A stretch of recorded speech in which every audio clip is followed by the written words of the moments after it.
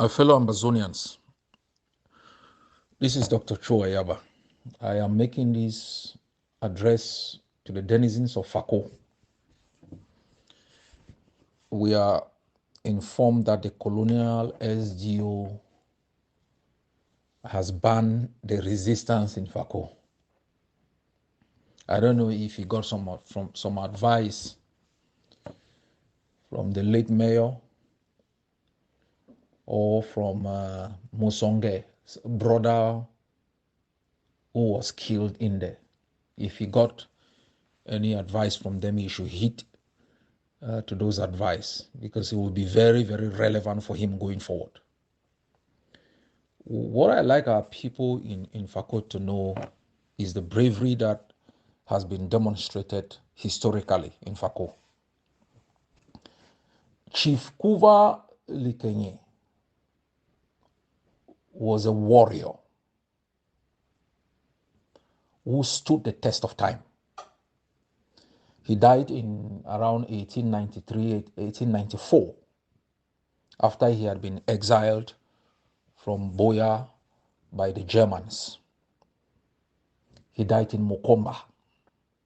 So Kuva decided to rally about 300 to 500 Bakwarians to fight German exploitation. He was inspired by Efasamoto and by the founding father of Boya, Njeli Fanje.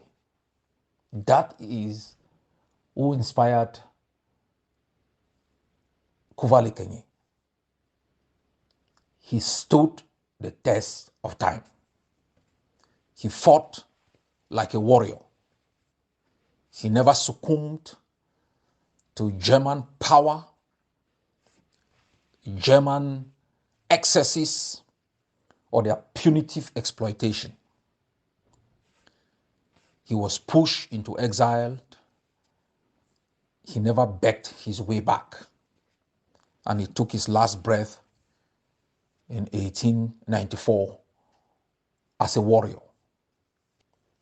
Those are the breed of men who should inspire us on a daily basis as we face the atrocious activities of the monsters from Cameroon. What we have to know is this: no matter how we conduct ourselves, irrespective of how we have conducted ourselves all through our miserable existence as Ambazonians, it has not altered the attitude of those who think they are entitled to determine how we live, when we live, and when we die.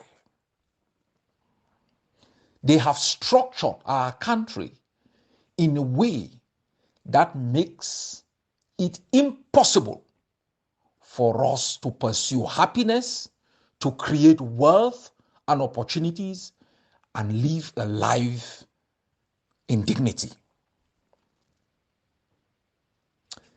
They have completely rejected the notion of compromise or ceding grounds on any issue, no matter how trivial, including issues like simply how students want the university to be governed, how teachers want examinations to be organized, or who should be the mayor in our own city and villages. Cameroon has not compromised on any of those things. How our parastatals like CDC are managed.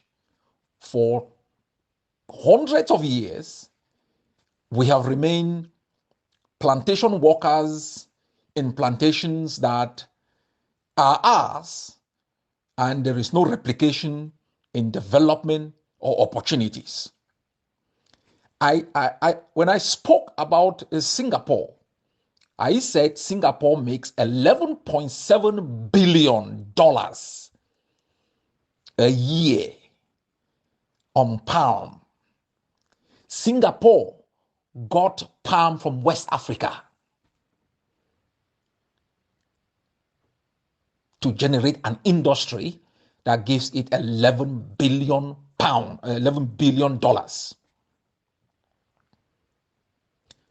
We are slaves in our own industries.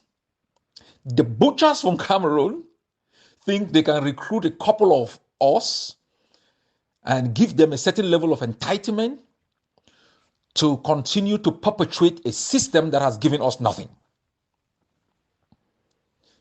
We rose in resistance, imposing ghost towns to be able to send them a message that we mean business. Now, when you are in authority and those in rebellion institute different methods of resistance, from civil disobedience, including non-payment of taxes, to complete lockdowns of cities, including military actions like economic sabotage, assault on your military. You sit down and find a way of resolving the conflict, not to end the method they have chosen to resolve the conflict. A conflict is a palaver. What do you call palaver? It's a quarrel. It's an issue. War is a method to resolve that conflict. There are other methods to resolve the conflict. Negotiations. All what you are seeing, ghost towns, armed resistance, they are all methods we have employed to resolve the conflict, because La République du Cameroon has refused vehemently to negotiate, to use non-violent method in resolving the conflict. So each time you find your forces rising up in arms, shooting around, it is because that is the only option left. Because if there were students in the University of Boya with going out for simple protests, they were shot and killed. If there were women in the market of Victoria in Newtown protesting for the right to vote and to elect their own mayors, they were shot and killed. If there were just children driving in a taxi in Boya, they were shot and killed. So when a state refuses the opportunity to sit down on a table and talk about its illegal presence in our country, and using that illegal presence to exploit, to abuse us, to leave us in abject poverty, we have no other option than to employ other methods of resistance. And ghost towns are one of those methods. They are peaceful. We use Mondays to tell the world the impunity with which our land has been occupied and our people treated for the past 60-something years has to come to an end. We use Mondays to tell the world that your presence in our land is not accepted, that you should leave. We use Mondays to remind our prisoners that we think of you on a daily basis. We use Mondays to tell the families whose children are in the grave that they did not die in vain. The enemy fears Mondays because every Sunday, the colonial masters are ashamed to sit at home. They don't know what to tell their masters, the bloodsuckers of our people who live in Yaoundé, that the ordinary Ambazonian people who are less armed have defeated them, have the power to compel their citizens to stay at home. This is non-negotiable. This is not an attempt by us to punish anybody, because we were born in punishment. We were born in a big jail. You move from one sector of the jail, whether it is Mutengene, to the next sector of the jail, whether it is Munya, it is a prison. The only time some people escape that prison is taking treacherous journeys right across the Atlantic, the Mediterranean, right to Mexico to enter other people's country who fought and died. When the Americans started to fight, less than 50% of Americans supported the revolution. When George Washington was appointed as the commander of the American forces that were fighting for independence, and he went to Boston, he had no army. He had ragtag militias. He had the odious task of building an army from a confused militia against a well-armed British force. And he built that army with sheer and raw tenacity. Even when going forward, they were loyalists to the British who refused to succumb to the patriots' desire for a separate homeland that they could determine their own destiny. So what we face in Ambazonia is not a new phenomenon. It's something you can observe across different struggles and different countries. Here in Norway, I spoke about Hitler attempting, after having taken over Norway, to change its educational system. About 1,200 teachers rose up in the face of the brutality when Hitler had appointed his own government in Norway. The king escaped to London. They picked up 500 teachers, took them to the northern part of Norway, the coldest part of this country. They refused to succumb. Teachers then went underground into the trenches to build resistance. When Hitler took over Poland, the Poles never surrendered. They went into the trenches in bomb buildings and fought like valiant soldiers. What the enemies from inside and outside are telling you is that it's difficult, so give up. You never aborted your baby even though you were struggling with a broken back with 6 months pregnancy. There's so many things you go through, you've never given up. What they are telling you is that it's so difficult. Run away to another person's country where they fought. Go to South Africa where they spent 75 years to 50 years. Go to Palestine, they've been 75 years. Oh, rush to Eritrea. Yes, you can fly to Rwanda. But think about it. The first commander that entered was killed before the current president came in. Within 100 days, 1 million Rwandans were butchered. Their bodies were floating in the seas. The Rwanda Patriotic Front never gave up. The Rwandans never blamed it for the suffering because they knew the pain was not that of those who have risen up to fight.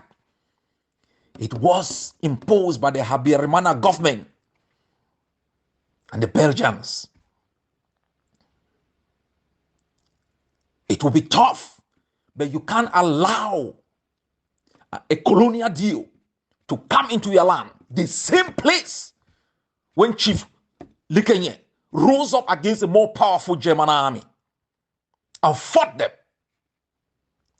And I want you in Boya to be inspired by the Efasamoto also. To be inspired by Likenye. And I ask our forces, don't blink. Stand the post. Any infiltrator, colonial apologists who want to test the resilience and resolve of Ambazonians, make a choice between the patriots or the SDO colonial apologists. Make a choice to sympathize with those who keep our people in jail or those who stand to defend our land. Make a choice between the laws designed to protect the independence and sovereignty of our country and our resources, and the laws designed to extort, exploit, and murder. This is a choice you can make. And I know for the past 7 years, you've made your choice for Ambazonia, as you demonstrated on the 11th of February. I ask you, Ambazonians, to remind yourselves of those who have died. Don't remind yourselves of the difficulties. These difficulties were not imposed by Ambazonian forces. The day you were born into slavery, possibly born at home or in the corridors of a dilapidated hospital. The schools your kids went to, you paid for those schools. The miserable jobs they are into, you've bribed your way into those jobs. To get an ID card from the enemy, you've bribed your way to getting it. To get a passport from the enemy, you've gotten a bribe to be able to get it. To be able to have dignity, you have to pay for it. Think about the cost of begging to succumb to an authoritarian system that gives you no hope, and the cost you must pay to emerge as a free people. Let the colonialist deal not dictate the terms of what happens in our country. And that cuts across the entire territory, including Donga and Manto, including Victoria. Those towns that continue to side with the enemy, we will not forgive you. I tell all the Cameroonians who have used their power of influence in terms of money, land titles through colonial deals and mayors, the lands you've paid monies for belongs to Ambazonians. We will reclaim those lands. Our people must be resolved. It's not going to be a walk in the park. You may not see it. You may not enjoy it. You may not feel it. But as you take your last breath, remember what you've left behind. Children without a roof over their head, without education, or an inheritance they will transfer to the next generation.